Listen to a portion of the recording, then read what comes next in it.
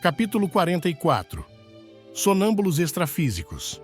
26 de novembro de 1979, segunda-feira.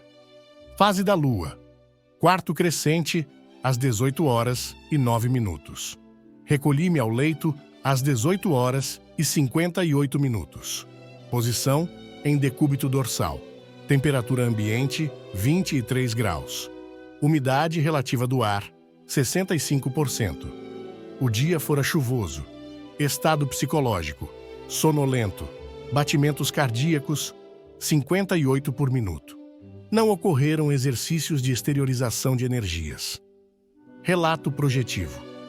Os amparadores não se fizeram visíveis, indicando apenas uma consciência para ser socorrida de imediato. A minha consciência estava perfeitamente lúcida. O local sem nada de expressivo era próximo do apartamento. O parapsicótico estava sonambulizado, repetindo insistentemente pelo pensamento chamar-se Ago. Aparência de uns 68 de idade, rosto grande e comprido, paletó enorme com os bolsos, carregando pedaços de fumo de mascar. Todo o conjunto tresandava a forte exalação de fumo. Tentei o que pude para despertar um pouco mais a sua consciência e um benfeitor o levou daí a pouco. Tive a impressão de que a consciência na vida intrafísica fora de origem italiana, com mais de 1,80 m de estatura. Logo a seguir, trouxeram jovem loura, uns 27 de idade, belíssima, vestido alaranjado, profundamente sonambulizada. Tudo indicara que um desastre provocara a desativação recente do seu soma e ela permanecia ainda sob o choque, imersa num sonho sem fim. Ao despertá-la, agarrou-se em meu psicossoma ao modo de uma criança que encontra seu pai. Carreguei-a nos parabraços, entregando-a a um amparador, agora visível, e encaminhei-me para o soma. Junto ao meu leito, colocaram uma consciência, senhor idoso, dormindo tranquilamente de costas. Logo depois de dar-lhe alguns passes energéticos de longo curso, afastando-o em seguida do leito, houve a chamada inapelável do soma e a interiorização imposta, súbita, por cima. Análise projetiva. Despertei-me incontinente, conservando lucidez total. Quando tentava recompor as emoções, veio um amparador, fez breves exercícios de exteriorização, transmitiu vigoroso fluxo energético, deu-me algumas instruções pela clareaudiência parapsíquica e se afastou com a consciência, que até aquele momento permanecera em meu quarto de dormir. Sentia nitidamente as energias remanescentes da terceira consciência sonâmbula, vibrações que davam a impressão de calor desagradável, principalmente nas partes externas dos braços e pernas, por onde saía o fluxo maior de energias. O calor dos fluxos energéticos parecia ser do psicossoma ainda muito densificado daquela consciência. Como se observa, a projeção permite a investigação ampla do lado íntimo dos fatos extrafísicos em primeira mão, facultando a análise livre de consciências, ações e acontecimentos, a cada noite mais imprevisíveis. Posso dizer que tive pequena projeção desassediadora, mas não lidei absolutamente com assediadores. Isso acontece muitas vezes na assistência extrafísica. As três consciências eram enfermas, mas apenas sonambulizadas com o choque biológico da passagem da primeira morte. Não alimentavam qualquer intenção consciente de fazer o bem ou o mal. Estavam apenas numa condição amoral, neutra, imersas no sono post-mortem, sem saber o que faziam.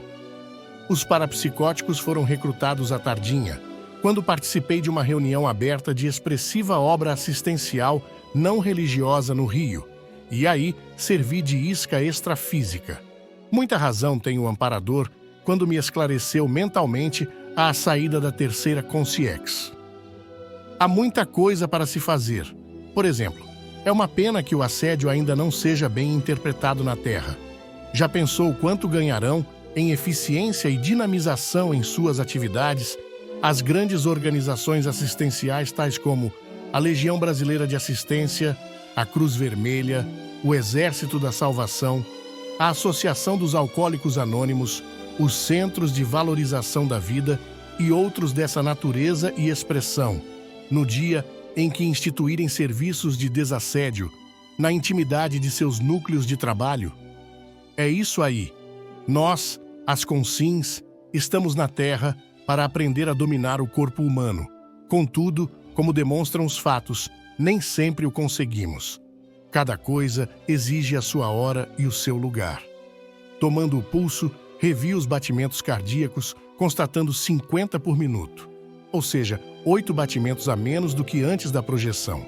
As mãos estavam geladas, mas não sentia frio nas extremidades. O relógio marcava, depois dos exercícios, 7h48 da noite, estando ainda em pleno horário da angústia humana. Devo esclarecer aqui que a projeção consciente do psicossoma não é perigosa e nem assustadora como apregoam exageradamente eventuais cassandras sobre o parapsiquismo.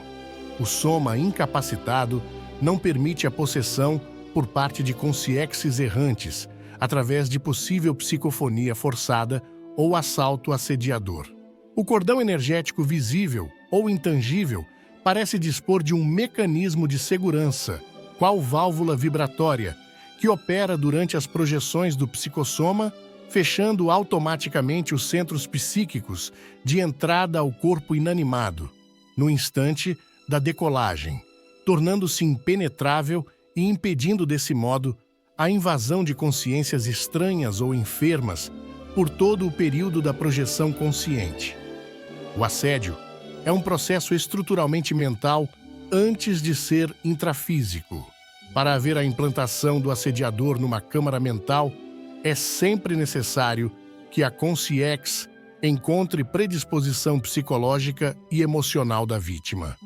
Em outras palavras, não pode haver influenciação direta sobre um cérebro vazio, assim como a consciex não pode envergar um corpo qualquer inanimado. Em certas condições, com base de energias gravitantes ou de indivíduos parapsíquicos, pode mover uma natureza morta, mas não consegue viver através de uma pedra, por exemplo. O cordão energético é poderosíssimo. Existe mesmo em funcionamento durante todo o tempo e, em razão da sua presença, não há ligação mais estreitamente íntima e poderosa do que a existente entre o soma e o psicossoma, enquanto a consciência permanece na vida intrafísica. As forças circulantes pelo cordão de prata são as mais potentes dentro do trio humano constituído do soma, do cordão energético e do psicossoma, independentemente das transformações deste, ou seja, dos chamados corpos e da presença da aura. O corpo somático somente fica vacante, devoluto ou desocupado com o choque biológico da desativação, a passagem da primeira morte ou projeção final. Isso jamais ocorre durante a vida da consim e nas projeções pelo psicossoma. Nestas, ocorre a condição do cérebro vazio, mas mesmo neste caso, o cordão energético prossegue ocupando a forma orgânica, qual poderoso polvo tomando conta de seus domínios nos mínimos detalhes de todas as áreas, envolvendo-os com todos os seus tentáculos vigorosíssimos. Se você chegou até aqui no vídeo, saiba que disponibilizamos uma playlist com os capítulos anteriores na descrição abaixo. Se gostou do conteúdo, nos ajude dando um like e compartilhando com seus amigos. Se ainda não é inscrito, inscreva-se no canal para não perder os próximos capítulos. E até ao nosso próximo vídeo.